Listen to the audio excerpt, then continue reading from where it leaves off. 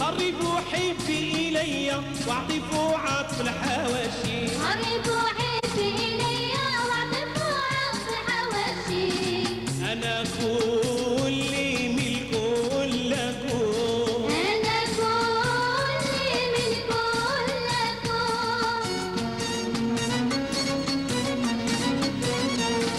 سادتي أنتم الأمان سادتي أنتم الأمان أنا عبد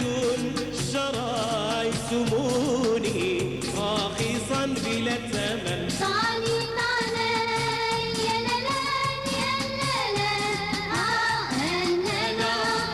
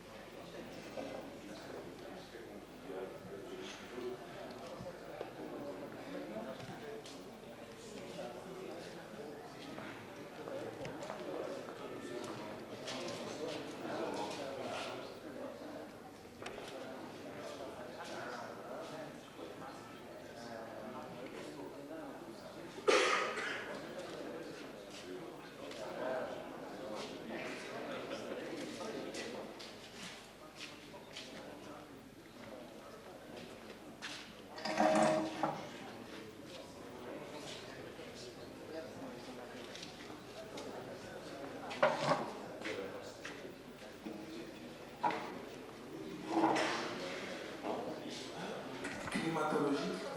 Et c'est malgré ces conditions que le professeur Miège a fait le voyage de Rabat et qu'il fera un autre voyage demain à 5 h du matin pour prendre l'avion de Casablanca à midi.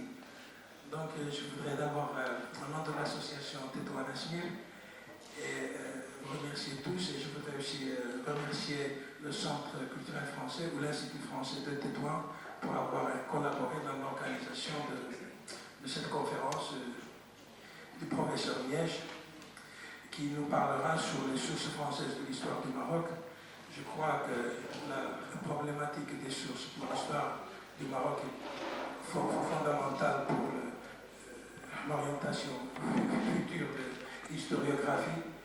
Et nous avons le privilège d'avoir le meilleur spécialiste de l'histoire marocaine du 19e siècle,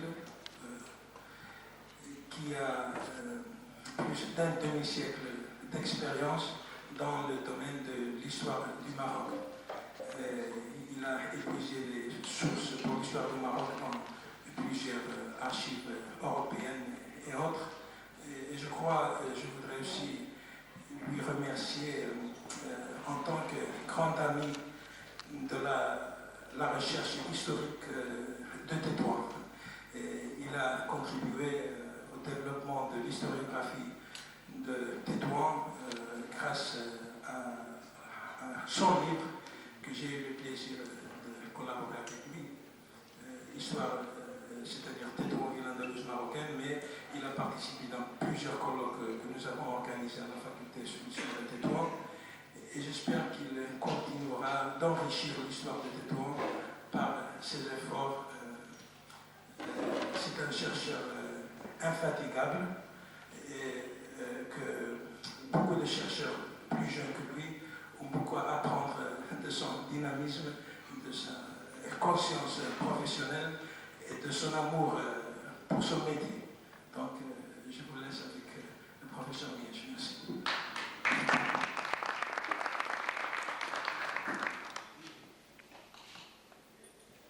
Merci, mon cher ami, de cet accueil. Merci de vos accueils successifs. Et je souscrirai en partie à ce que vous avez bien voulu dire de gentil, sauf peut-être sur l'infatigable, car je me sens un petit peu fatigué. Mais je vois que la relève est assurée et c'est un de mes grands plaisirs que de voir se développer et si richement la jeune école historique marocaine qui a produit déjà, et je pèse mes mots, des chefs-d'œuvre, des œuvres durables, et ceci grâce évidemment à cet effort qui est un effort collectif et pour lequel vous contribuez énormément. Je vous remercie d'être venu parce que je retrouve beaucoup de visages amis qui me sont chers et parce que vous avez triomphé non seulement du temps, comme vous disiez, mais aussi d'un sujet qui est quand même un sujet assez aride, ces archives, un sujet un peu de métier, et je me sentais un peu comme ayant un oursin entre les mains quand je me suis demandé comment je prendrais ce sujet en main pour vous en parler. Il me semble qu'il faut d'abord avoir bien conscience, et une conscience qui n'est pas forcément très répandue, qu'il faudrait répandre, de l'importance de l'histoire. Car l'histoire, c'est une mémoire collective, c'est une mémoire partagée, et c'est bien évident cette histoire partagée, collective, ressentie, qui fait une nation, et ce qui est évidemment essentiel et qui fait la citoyenneté des nations. C'est pour ça que je pense que tout ce qui touche à l'histoire a une grande importance et tout ce qui peut assurer, disons, des ponts entre l'histoire scientifique, l'histoire des érudits dans leur cabinet, leurs fiches, leur ordinateur, et il faut bien le dire, parfois l'histoire frelatée de la vulgarisation de la presse qui joue évidemment sur les effets immédiats et sur les effets de choc, ce qui n'est pas notre cas puisque nous vivons quand même un petit peu, je ne dis pas en retrait, mais malgré tout avec une distance que nous devons en tant que chercheurs respecter. Car le chercheur, il lui faut à la fois, et c'est la tâche évidemment remarquable et difficile, à la fois comprendre, et comprendre c'est participer, c'est être avec, c'est l'étymologie même, et en même temps expliquer. Expliquer c'est être à l'écart, c'est être en dehors. Et c'est dans ce double jeu du dedans, de la participation, du sentiment et du dehors que l'historien doit constamment se placer. La deuxième remarque, je crois qu'il est important de faire, c'est que cette histoire, nous sommes un peu trop tentés d'en voir, je dirais, les pics, les sommets, comme dans un paysage, les falaises, et d'en voir aussi des moments. Or, ce qui est important, évidemment, c'est la longue durée. C'est ce qui, à la fois, est permanent, ce qui change lentement, ce qui fait la structure, le fondement d'une société, avec aussi ce double, et vous le voyez, cette double difficulté de l'historien, qui doit être insensible à ce qui reste, à ce qui est permanent, et par conséquent un peu figé, mais qui doit être aussi extrêmement sensible à ce qui est nouveau, à ce qui est l'évolution, à ce qui n'est pas récurrent. Et donc il doit avoir toujours cette double vision de ce qui vient du tréfonds, ce qui vient du fond, ce qui est annoncé par l'avenir tel qu'on le perçoit. Et pour ces démarches, il est bien évident qu'il faut beaucoup de qualités individuelles. Il faut aussi que la société, que l'environnement, que le public soit un peu complice, si j'ose dire, de cette démarche. Et ceci m'apparaît d'autant plus nécessaire, ce sera ma troisième remarque, si vous voulez, d'ordre général, que nous le savons bien que nous sommes dans un monde où s'impose la globalisation, l'uniformisation, la mondialisation, que les médias font que l'on vit au quotidien et que l'on vit presque à la même heure, à Tokyo, à Washington ou au fond du Maroc. Et que dans cette banalisation, il y a partout, il y a, c'est chaque être humain, mais chaque collectivité, un besoin de se singulariser, d'être soi-même, de spécificité, de source, de particularité, d'identité. Et ce réflexe identitaire, nous savons combien il peut être dangereux, je le dis ouvertement, s'il est irrationnel, s'il est une ruée vers un mythe, vers un absolu que l'on n'aurait pas assumé. Je ne suis pas du tout contre ces choix absolus, mais à condition qu'il soit assumé entièrement. Or, ici, l'histoire peut être un peu une antidote, parce que l'histoire permet justement de se retrouver, de retrouver son identité, d'opposer ses valeurs propres à ses valeurs collectives, de les opposer, mais aussi d'en faire un élément de ce qui doit être, malgré tout, notre objectif lointain, c'est-à-dire des êtres humains pouvant dialoguer, pouvant coopérer et surtout pouvant chacun apporter quelque chose de particulier. C'est pour ça que je ne suis pour la particularité, je suis pas du tout pour l'uniformisation, et je dirais, presque en confidence, que j'ai horreur de l'abolition des frontières qui ne permettent plus de voir que l'on change de pays. Autrefois, j'adorais passer en Italie, car je savais matériellement que j'allais de France en Italie. Maintenant, je suis en Europe, je suis très heureux d'être en Europe, je voudrais pouvoir rester aussi en Italie quand j'y vais. Donc, je crois que cet ensemble, si vous voulez, nous pousse à réfléchir sur cette histoire que vous avez, beaucoup d'entre vous ici, à faire, ou que vous avez tous ici en tant que citoyens à assumer et à connaître. Or, il est bien évident qu'un certain nombre de pièges ou de difficultés se présentent, et notamment, je n'en soulignerai au passage que deux, sans y insister, ce n'est pas mon propos. C'est d'abord, si vous voulez, la position, l'apriorisme en général, qui confond idées, car on ne fait pas de l'histoire avec des faits, on le fait avec des idées et idéologie. Une idée est quelque chose que l'on va soumettre à l'épreuve des faits historiques, une idéologie est quelque chose que l'on impose a priori à l'interprétation de ces faits. Donc, idée d'abord, idéologie peut-être, mais en fin de course et non pas en départ. La deuxième crainte, et elle s'atténue, c'est évidemment ce que j'appellerais le manichéisme. Une école historique s'est créée un peu en disant il y a une histoire coloniale, par conséquent cette histoire elle ment, puisqu'elle est coloniale, elle est mauvaise, donc il suffit de dire le contraire de l'histoire coloniale pour dire la vérité. L'histoire n'est pas aussi simple que cela, n'est-ce pas? Il est bien évident qu'il y a une histoire coloniale, il y a une histoire qui est une histoire tronquée, faussée, mais il y a aussi l'histoire de l'époque coloniale qui, elle, peut être de qualité et apporter, ne doit pas être, comme on dit vulgairement, on ne doit pas jeter le bébé avec l'eau du bain.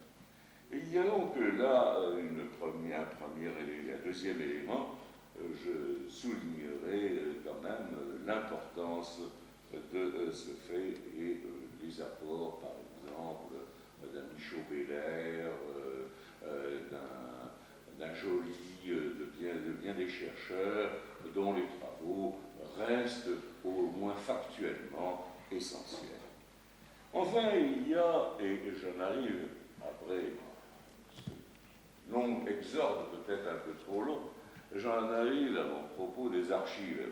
Il y a évidemment il y a eu une tendance à juger finalement qu'un document était bon ou mauvais, suivant, j'allais dire, son ethnie.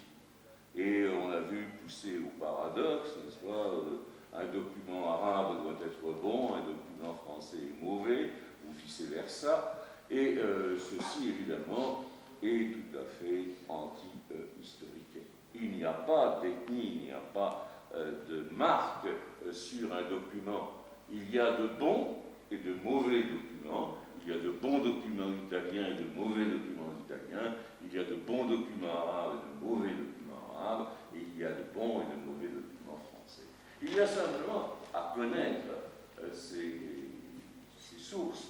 Il y a aussi à en faire la critique interne et externe, ce qui n'est pas toujours le cas. Il y a donc à travailler continuellement à cet inventaire et à cette réflexion sur les moyens de faire l'histoire.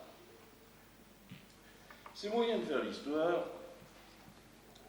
ont été, vous le savez, en grande partie bouleversés par ce que, à tort, à mon avis, on continue d'appeler la nouvelle histoire.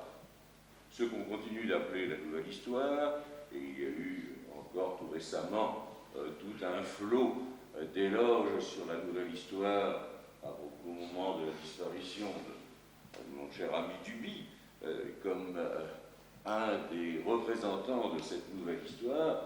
La nouvelle histoire est née en 1928 par l'école des Annales en France. Il est bien évident qu'à 70 ans, permettez-moi de le dire, on ne se sent peut-être pas très vieux, mais on ne se sent plus très fringant. Ce n'est pas une nouveauté, une jeunesse, n'est-ce pas? Mais ce que l'on appelle au fond nouvelle histoire, c'est la rupture avec des siècles ou des décennies, siècles d'historiographie qui, d'une part, privilégiait l'histoire, ce qu'on a appelé l'histoire bataille, l'histoire des événements politiques, des batailles, l'histoire qui se voyait beaucoup, et qui négligeait l'histoire profonde, ce qu'on a peu appelé l'histoire du non-dit, l'histoire justement de ces forces souterraines ou de longue durée que j'évoquais. Mais je crois que derrière cette nouvelle histoire apparaît maintenant, sans qu'on en soit bien rendu compte, un nouvel élément qui est l'irruption de l'informatique, l'irruption des moyens modernes de communication dans nos recherches. Et cette irruption, vous la connaissez tous, vous la pratiquez, parce que tous, peu d'historiens maintenant qui n'aient pas sa tablette d'ordinateur, donc je n'ai pas à vous en parler en soi. Mais je voudrais marquer deux éléments. C'est d'une part que par cette informatique, l'élargissement de la consultation des archives, disons l'élargissement des sources de l'histoire est presque infini. Là aussi, je suis obligé de parler de mon expérience, elle est souvent positive, parfois négative. Mais lorsque j'ai commencé mes recherches, imaginez le Maroc de 1950. Imaginez d'abord l'esprit. Imaginez les habitudes. Imaginez qu'il n'y avait pas de microfilm, qu'il n'y avait pas de photocopieuse, qu'il n'y avait pas de CNRS, et que par conséquent, il fallait soi-même aller sur les lieux, partout, copier à la main, ce qui demandait évidemment tout le temps disponible. Maintenant, vous avez quasiment dans la journée, vous pouvez avoir un document du Japon, des États-Unis, les archives viennent à vous, vous n'allez plus lentement, autrefois, comme le quêteur à pied, le pèlerin, chercher sa provende ici, là et ailleurs. Donc de ceci, il faut tenir compte, c'est-à-dire que votre éventail d'archives, pour vous, jeunes, je m'adresse surtout à eux, jeunes chercheurs, historiens, il faut que votre éventail de sources soit la plus large possible, et c'est d'ailleurs cet élargissement de l'éventail qui fait disparaître cette fausse querelle de la bonne ou de la mauvaise source, car lorsque vous avez la même le commentaire du même événement fait par 8 ou 10 personnes différentes dans 8 ou 10 pays, vous voyez tout de suite ce qui est sérieux, ce qui ne l'est pas, ce qui est vérace, touché par les lettres, et ce qui manifestement est faux. Il y a aussi dans cette révolution informatique un autre élément qui a bouleversé, et de façon grave, si vous voulez, parce que ça met en cause la conscience même de l'historien et la maîtrise qu'il doit conserver de sa documentation. Je veux parler de l'histoire quantitative. Il est bien évident qu'il y a là une révolution qui est intervenue, et qui est intervenue sans qu'on s'en aperçoive vraiment, parce qu'elle est intervenue malgré tout assez sournoisement, et pas d'un seul coup, presque. Autrefois, lorsque l'histoire, et c'est pour ça aussi peut-être qu'elle était balbutiante, lorsque l'histoire économique, l'histoire maritime aussi commençait, eh bien tout ce devait se faire à la main. Vous imaginez évidemment la lenteur de ces comptabilités faites dans des dépôts d'archives. Or, maintenant, on peut mettre des millions de données dans un ordinateur qui vous livre immédiatement tous les éléments de votre interrogation. Et cette histoire quantitative a amené évidemment à bouleverser nos conceptions, du moins l'historiographie. D'abord parce que c'est elle qui a permis de modifier un peu le rapport entre l'ancienne histoire politique et les nouvelles histoires, je veux dire les nouveaux chantiers de l'histoire. On a vu ainsi se développer l'histoire économique, quantitative, par la reconstruction de séries, l'histoire sérielle, la reconstitution de séries statistiques disparues. On a vu la révolution extraordinaire dans la démographie, car avec l'école française, notamment de Dupaquier, on a pu reconstituer des états civils tout entiers, reconstituer des familles, reconstituer ce qui était jadis naguère impossible. On l'a vu, et si plus étroitement encore, dans l'histoire maritime, qui était autrefois une histoire négligée, une histoire très charmante, car c'était l'histoire de petits bateaux qui allaient sur l'eau, c'était l'histoire de batailles navales qui sont toujours très, très spectaculaires, parce qu'elles ont toujours tenté les peintres, n'est-ce pas, et qui parlent à l'imagination. On voit tout de suite les corsaires barbaresques, on voit tout de suite Jean d'Arc, Duquesne et les corsaires français, on voit tout de suite. Et maintenant, on est à compter des petits navires, savoir d'où ils viennent, le temps qu'ils mettent pour aller d'un lieu à l'autre, leur cargaison, leur capitaine, leur affréteur. On fait parce que maintenant, on a donné une dimension, évidemment, que seule permettait l'histoire quantitative par l'enregistrement de tous les navires. Un projet, c'est là où on voit la collaboration, cette collaboration mondiale que j'évoquais, un projet international est en train de faire en sorte que soit recensée, c'est l'histoire de tous les bateaux qui ont navigué dans le monde. Et des dizaines de millions. Et les équipes nationales font des fichiers sur les mêmes normes, des milliers, des dizaines, des centaines de milliers de navires, de leur itinéraire, et on met tout ça sur l'ordinateur. Et l'on vient, le professeur Benaboud a été au début, au balbutiement, a vu, et peut-être a été le parrain, un des parrains, dans un bureau de l'Institut français de Tétouan, vous en souvenez, cher ami, avec M. Boron, nous avons lancé une commission marocaine d'histoire maritime afin que l'on sorte justement de ces légendes, de ces mythes sur lesquels est encore entourée, dans lesquels baigne encore l'histoire maritime du Maroc. Ainsi donc, nous avons eu affaire, vous le voyez, à la fois à une nécessité et en même temps à des modifications. Or, il s'est trouvé que l'un allant avec l'autre, évidemment, des sources nouvelles s'ouvraient aux chercheurs. Et c'est évidemment, ici le cœur de mon sujet, de ces sources que je voudrais rapidement vous parler. Il est difficile d'éviter un peu les numérations des dépôts, des séries, etc. J'essaierai de ne pas être ennuyeux au-delà du supportable, mais je suis ennuyeux. Donc, si vous voulez, je placerai ces sources sous justement cette évocation que le professeur Guillemot signalait de la nouveauté. Je ne vous reparlerai pas des sources anciennes, simplement pour vous renvoyer à ce monument extraordinaire de l'érudition qui est à la fois un monument utile et qui marque aussi les limites qu'avait atteint une certaine historiographie, qui sont les sources inédites de l'histoire du Maroc. Beaucoup d'entre vous connaissent cette entreprise qui a été lancée en 1905 et qui consistait à recueillir en Europe toutes les sources concernant l'histoire du Maroc. Ceci par série, par dynastie et par pays.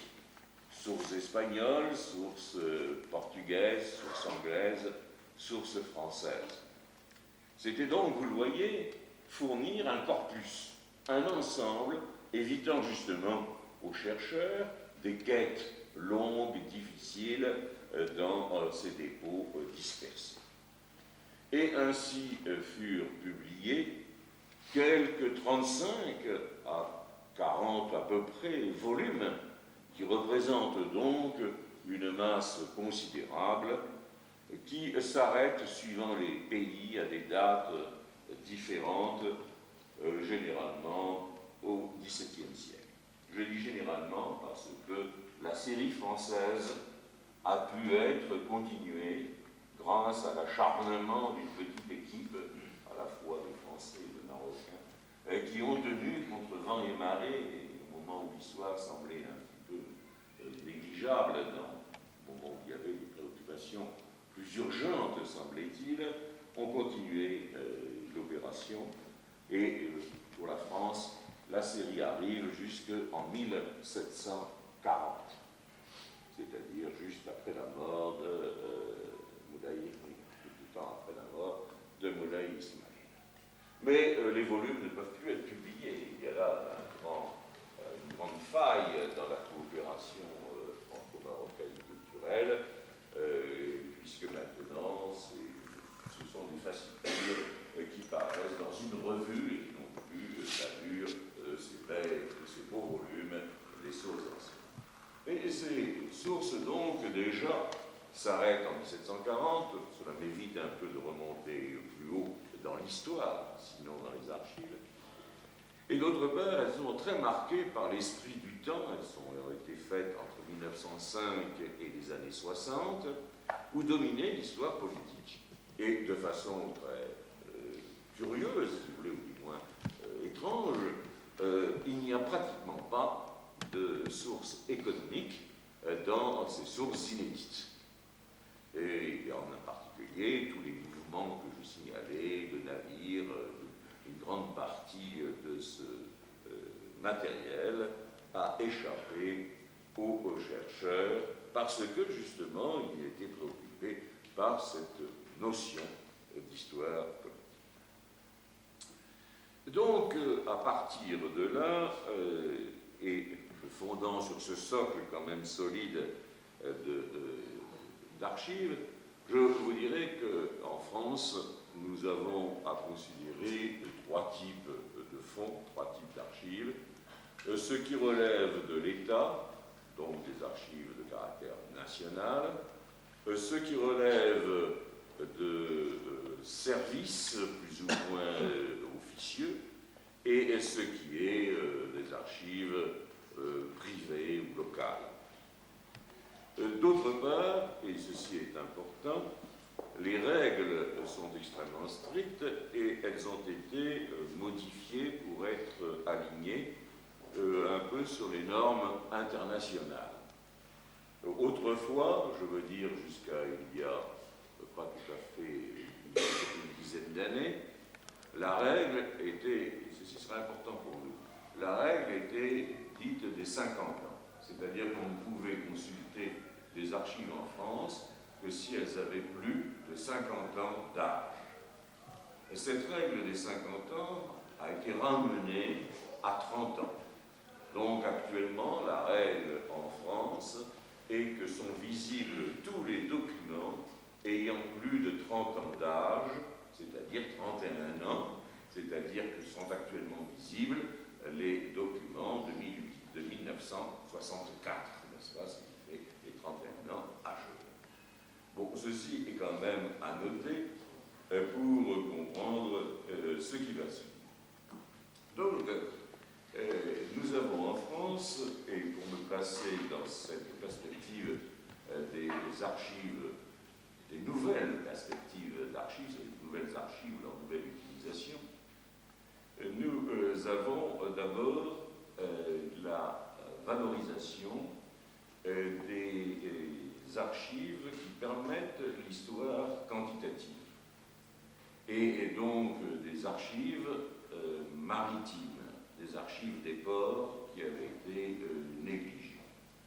Or, il se trouve que dans tous les ports français, comme il s'est passé d'ailleurs dans les ports européens, deux éléments sont intervenus presque concomitants pour faire que ces archives portuaires soient riches et continues.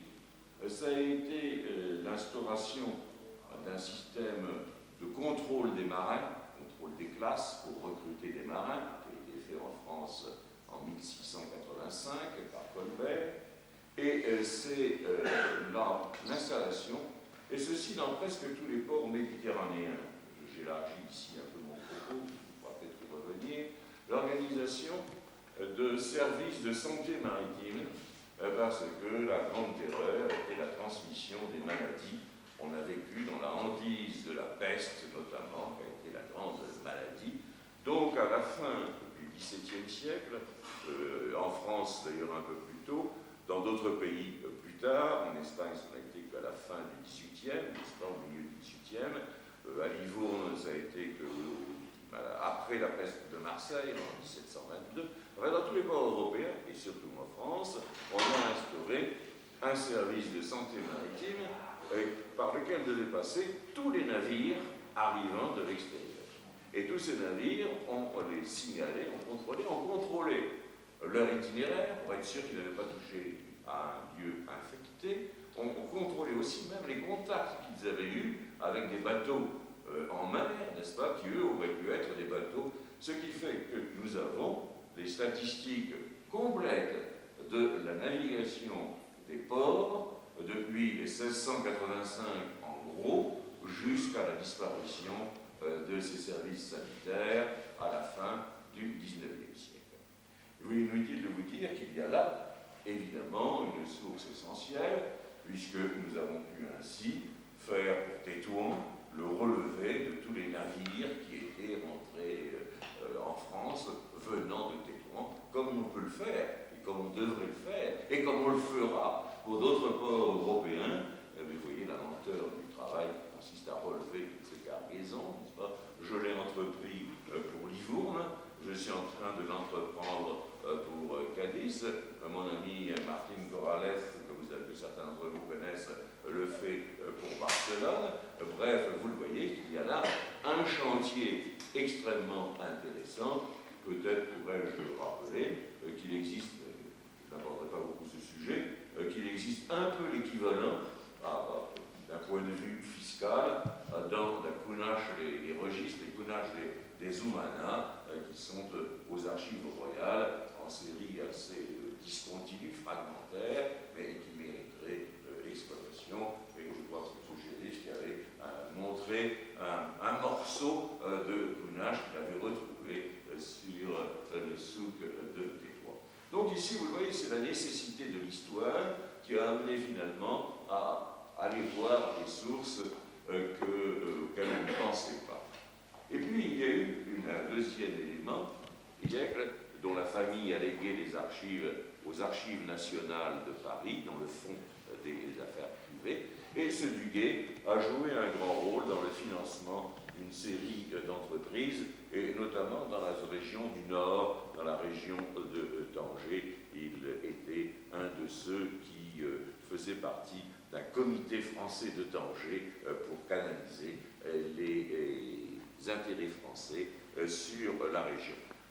Tout récemment, sont entrés ainsi aux archives des éléments de la compagnie Paquet. Vous savez quoi le rôle de la compagnie Paquet avec le Maroc, puisque ça a été la première compagnie à vapeur française qui a été créée dans les années 60 et qui a assumé l'essentiel du trafic. Mais plus que cela, puisque Paquet était l'homme d'affaires, l'homme de confiance du sultan. Le sultan lui commandait ce qui était nécessaire à son palais. Le sultan faisait même fructifier de l'argent par Paquet, le père de Nicolas Paquet, qui avait des liens étroits avec Hassan Ier. Et il y a dans cette correspondance de Paquet, cette correspondance personnelle, des choses extrêmement intéressantes au point de vue historique et même amusantes, puisqu'on voit ainsi que régulièrement le sultan Hassan Ier faisait venir des canaris, des cages et des oiseaux, car il adorait le chant des canaris. Et on a donc régulièrement des achats de canaris pour le sultan. Anecdote évidemment, mais qui montre l'intérêt, l'intimité de ces archives, et que ces archives ne sont pas extérieures au pays, mais issues même, n'est-ce pas, des commandes de la vie du palais et du Marseille. Parmi ces fonds ainsi déposés, 2 ou 3 méritent quelques minutes. Le premier, évidemment, Seigneur d'honneur, c'est le fonds Lyautey. Le maréchal Lyautey avait conservé de façon extrêmement minutieuse, avec un ordre parfait, toutes ces archives qui ont miraculeusement survécu à la destruction du château de Toré ou aux dévastations du château de Toré. Et ces archives de Lyautey, qui étaient restées dans la famille, ont été versées en 1975 aux archives nationales. Elles ont été ouvertes très lentement, parce que c'était un fonds à reclasser, et qu'on ne voulait pas, évidemment, trop tôt mettre en circulation avec cette règle des 50 ans. Lyautey est mort en 1934, donc 75 c'était un petit peu tôt, et donc ce n'est qu'à partir de 85-86, il y a moins de 10 ans, que ces archives ont été ouvertes. Et par leur richesse, elles sont extrêmement loin d'avoir été évidemment exploitées. Et elles offrent un fonds considérable sur toute l'histoire du Maroc avant le protectorat, puisque ce sont les archives complètes, y compris de la période oranaise de Lyautey. Et c'est dans ce fonds que, vous voyez, quand on fait des découvertes, c'est dans ce fonds que je découvre personnellement ce qui en est échappé, mais ça, ce n'est pas mon mérite, ce qui avait échappé aux historiens, puisque le fonds n'était pas ouvert, un testament, vous le savez, de Lyautey. Lyautey était un personnage très très différent de ce que l'on imagine, d'une très grande sensibilité, d'une très grande instabilité, l'humeur passant de l'exaltation à la dépression, ayant un grand nombre de problèmes très complexes, alors qu'on l'a vraiment statifié dans tous les sens du terme. Et en 1909, il a une crise, une dépression complexe, et il veut se suicider. Rédige son testament, et finalement ne se suicide pas, mais nous avons là le testament, et qui est la preuve, petit document d'histoire là aussi, mais qui est la marque, si vous voulez, d'une humanité différente de celle que l'on pouvait imaginer jusque-là. Alors ce fonds Lyautey réserve encore beaucoup de surprises pour la recherche. Ça, c'est véritablement quelque chose de neuf. Ce qui est encore plus neuf, et dont vous avez quasiment la primeur, c'est le dépôt qui est en cours. C'est pour ça que vous en avez la primeur.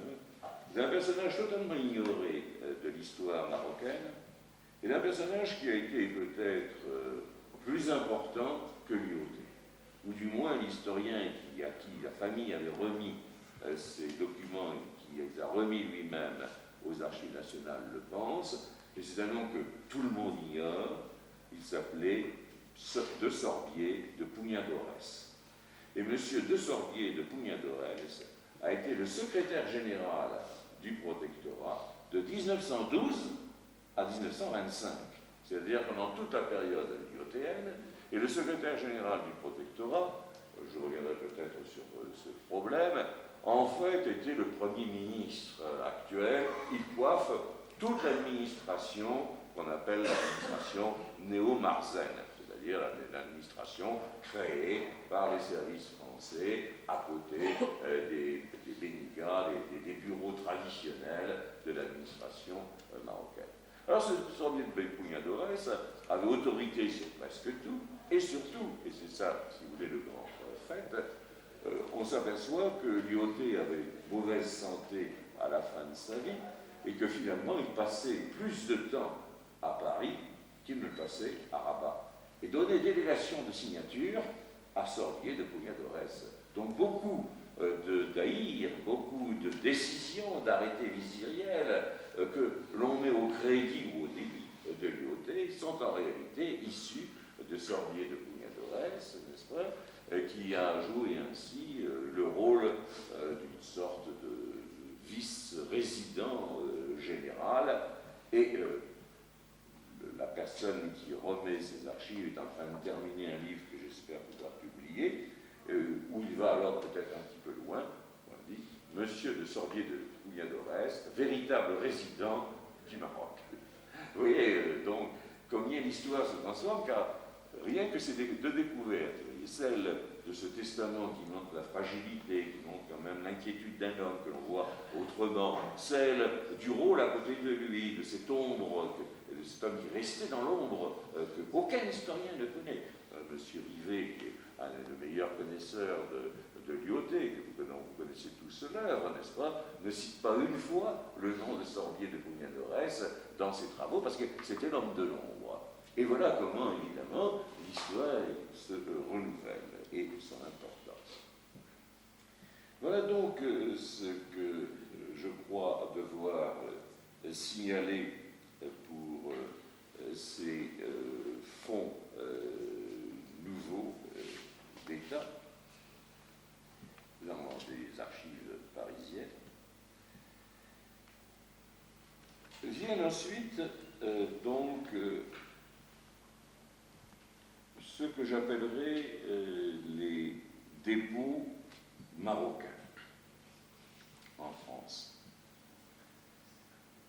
Vous savez que au lendemain de l'indépendance, en 1956, il a été décidé de partager les archives du protectorat, les archives qui avaient été sécrétées par ce qu'on appelait les services néo-chérifiens, ces services nouveaux créés par le protectorat à partir de 1912.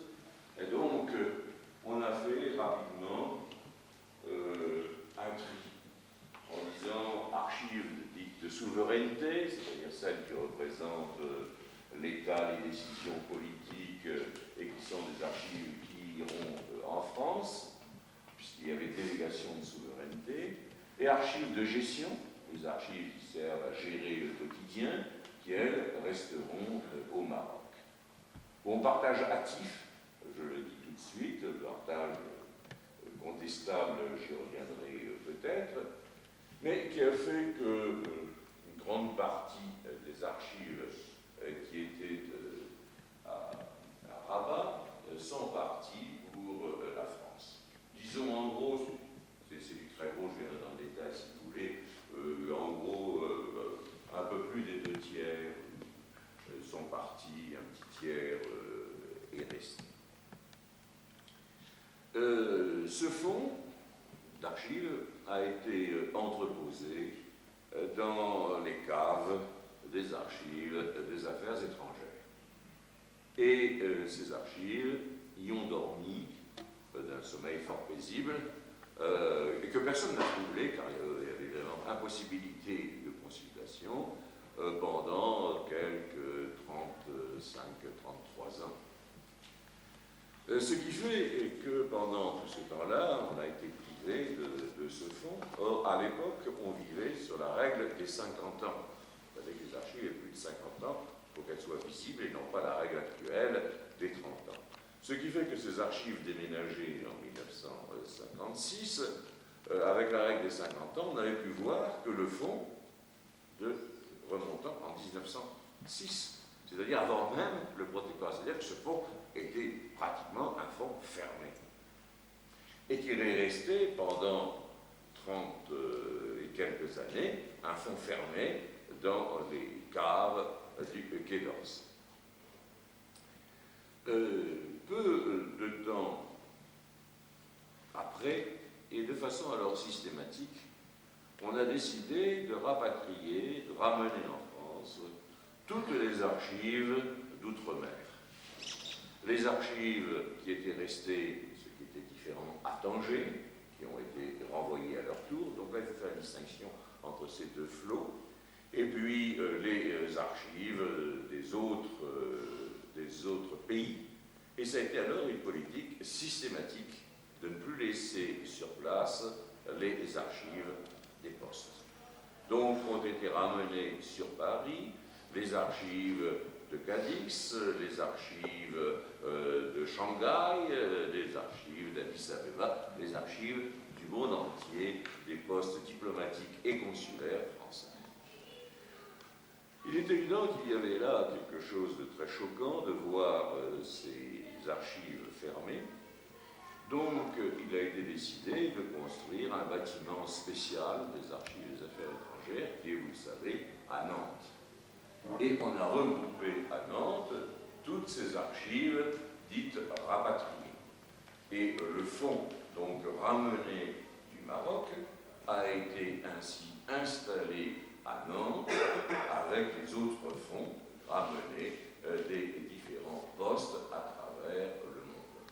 Ce qui fait de Nantes, qui a été ouvert en 1989, c'est donc vous voyez quand même tout récent, ça fait 6 ou 7 ans seulement, avec donc des fonds énormes, vous avez à Nantes les fonds français, des ambassades et des consulats du monde entier. C'est donc un des plus grands dépôts du monde, et qui est donc tout à fait intéressant parce que ça vous permet de faire ce que, évidemment, il était difficile de faire. Vous pouvez à Nantes passer, et j'y reviendrai peut-être, des fonds marocains au fonds de Cadix, extrêmement riche pour le Maroc, ou au fond de tel pays, de telle ville en relation avec le Maroc, au fond de Gibraltar, par exemple, dont les liens avec le Maroc étaient étroits. Ces archives diplomatiques de Nantes constituent donc désormais un fonds irremplaçable dans lequel, pour le Maroc, se trouvent non seulement les archives ramenées de Rabat, n'est-ce pas, des archives qui étaient d'autrefois aux archives générales, la Bibliothèque générale de Rabat, mais également les archives des différents postes consulaires du Maroc. C'est un fonds sur lequel je reviendrai si cela vous intéresse, mais qui est évidemment d'une très très grande richesse. Il remonte pour les parties les plus anciennes à la fin du XVIIIe siècle, vous voyez le typage, et il va jusqu'à l'époque de la fin du protectorat, et même un tout petit peu après. Donc il couvre toutes ces périodes et toute l'histoire en plusieurs séries, ceci de la technique d'archives dont je vous parlerai si cela vous intéresse.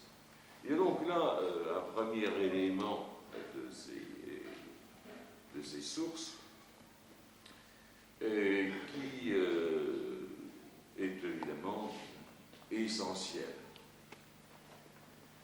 Une partie, toutefois, de façon peu explicable, n'est pas allée à ce dépôt de Nantes, mais est allée à un dépôt ancien qui existe depuis très longtemps et qui est celui du service historique de l'armée de terre.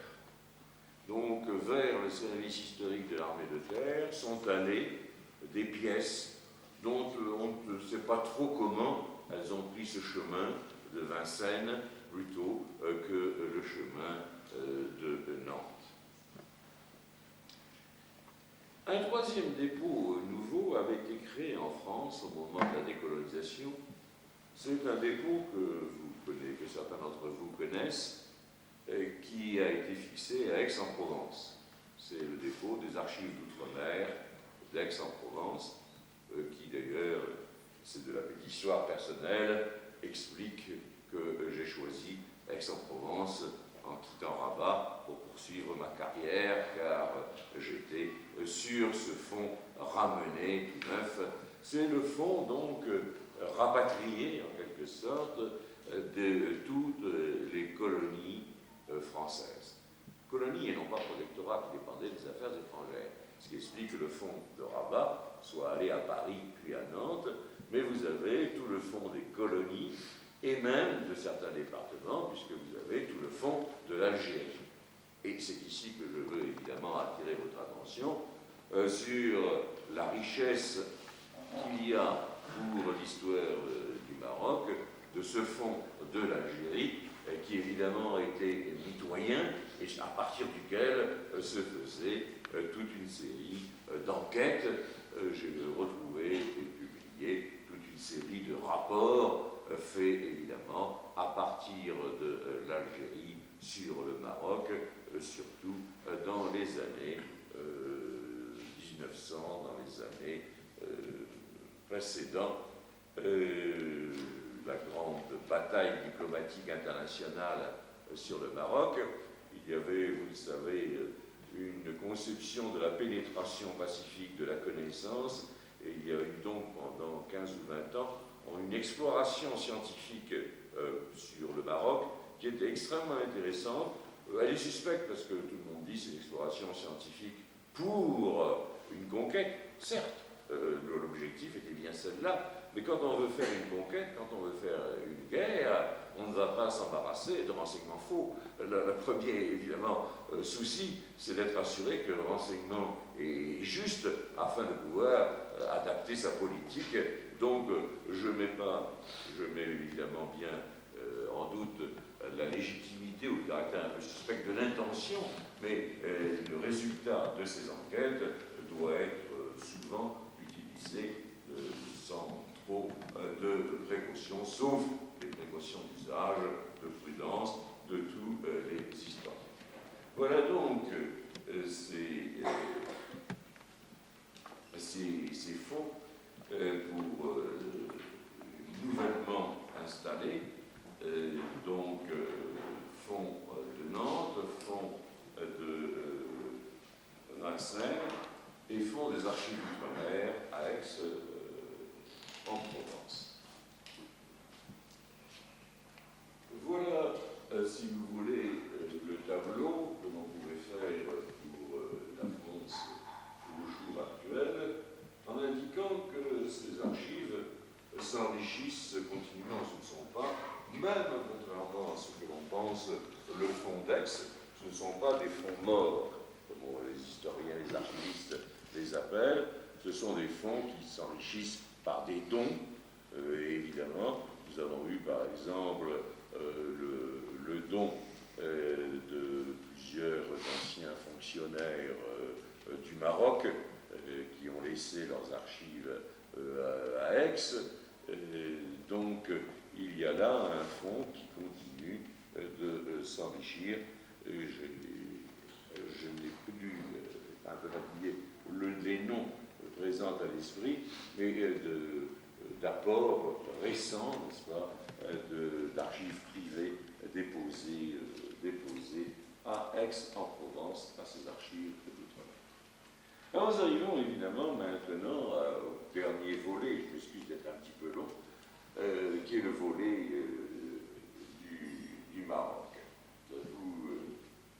Il se trouve donc une partie de ces archives, dites archives de gestion, et non pas archives de souveraineté, sont restées à Rabat.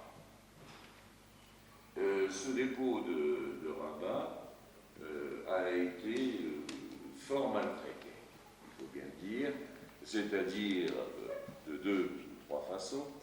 D'abord, il a été maltraité parce qu'il a souvent déménagé.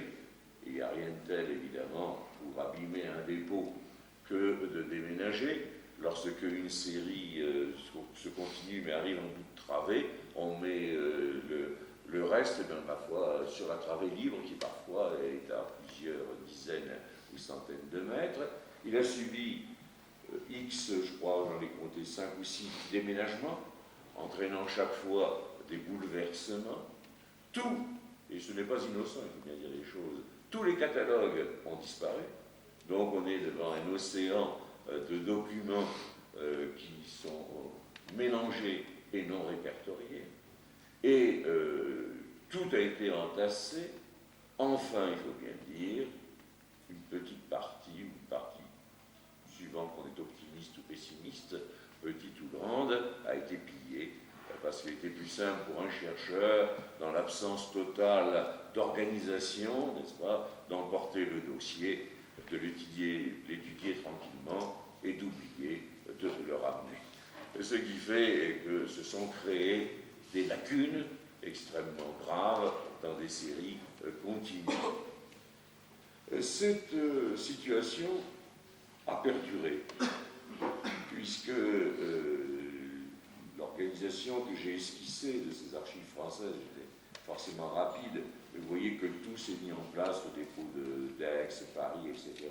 Tout ça fonctionne véritablement, en gros, depuis une petite décennie, tandis que la situation à Rabat n'a fait que se dégrader, jusqu'au jour, évidemment, où l'émotion a saisi à la fois certains chercheurs, parce qu'il y avait aussi, il faut bien dire, et peut-être certains d'entre vous l'ont éprouvé, il y avait une absence totale de législation et de règles de consultation.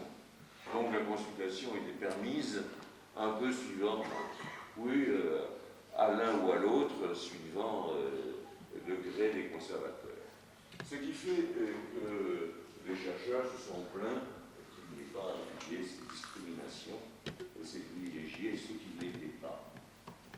Donc on a décidé de mettre de l'ordre dans une maison où régnait, je cherche le mot parce que le mot désordre est beaucoup trop faible pour définir ce qu'était cet empilement de liasses mélangées